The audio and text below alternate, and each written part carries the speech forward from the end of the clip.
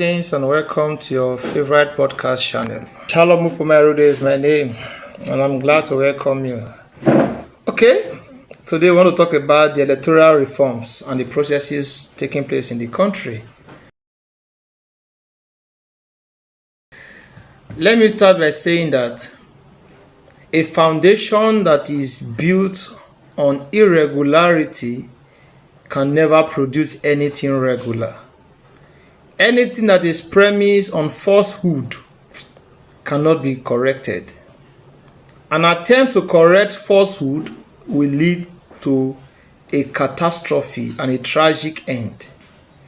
That said, according to the literary giant Chinua Achebe, until the lion learns to tell his story, the hunter will keep taking the glory. James Baldwin, the Afro-American historian. History is needed to chart the course for the now and the future. Bob Marley once said, "Emancipate yourself from mental slavery." We are not in a banana republic. We've gone past that time. According to the French philosopher Jean-Jacques Rousseau, man is born free but is chained. But we want to say that man is a free moral agent. Anytime society tries to cage man, put man in a box, there will be a problem. And I would like to say more about the great father of Marxism, Karl Marx. In his Communist Manifesto written in the 18th century, 1746, according to Karl Marx, in every society there will exist two groups, the rulers and the ruled.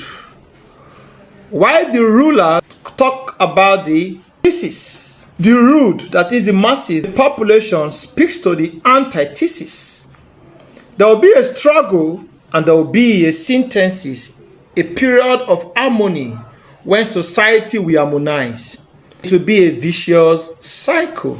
That said, the issue of election in Nigeria is a matter of concern. If we must get it right in this country, the electoral umpire, that is the Independent National Electoral Commission, INEC, should restructure their policies.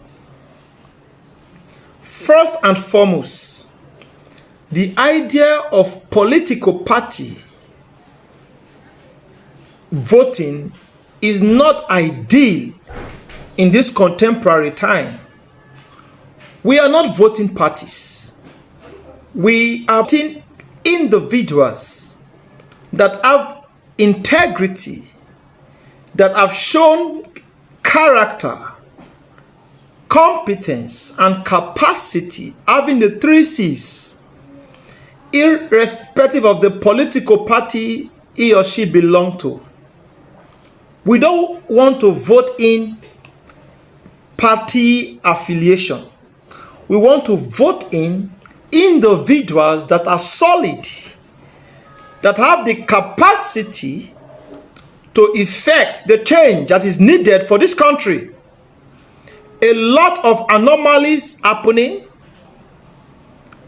beggars, unfit, persons that ought not are the ones calling the shots, while the prince and the nobles, the intellectuals, those that have what it takes to effect positive change, are following the bandwagon. This trajectory, this narrative needs to stop. It's high time we got it right in this country. Talking about party declaration.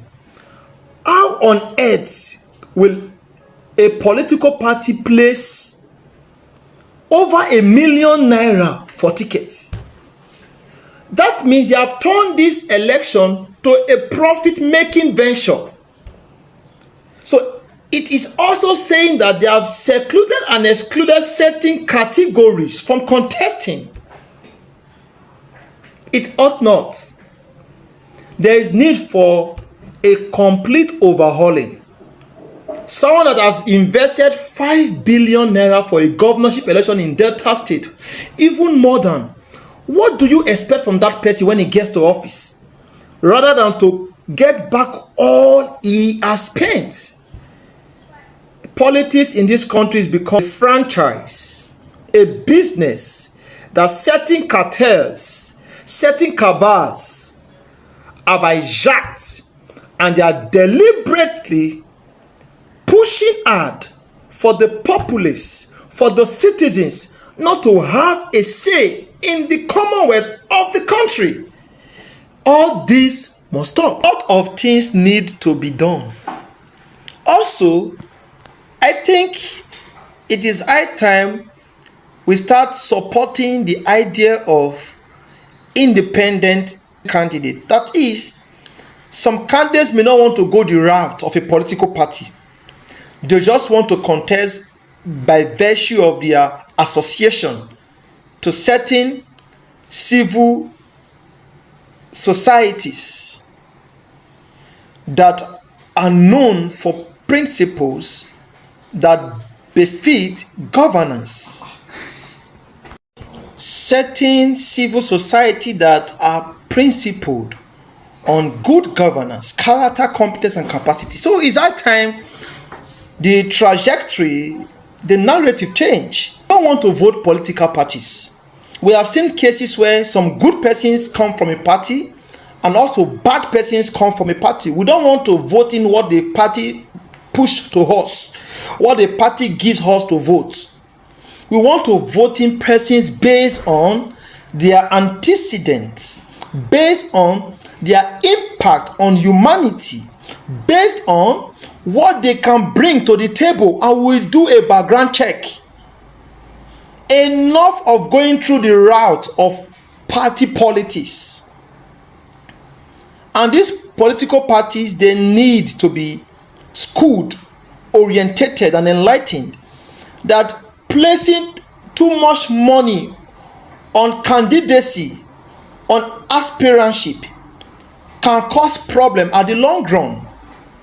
It is not because we want, politics is not about money. It is about humanity. It is about leadership. It is about vision. It is about passion to help humanity. If you can't do this, get out from the race. If you cannot offer these things, get out from the ballots. A lot of things needs to be addressed.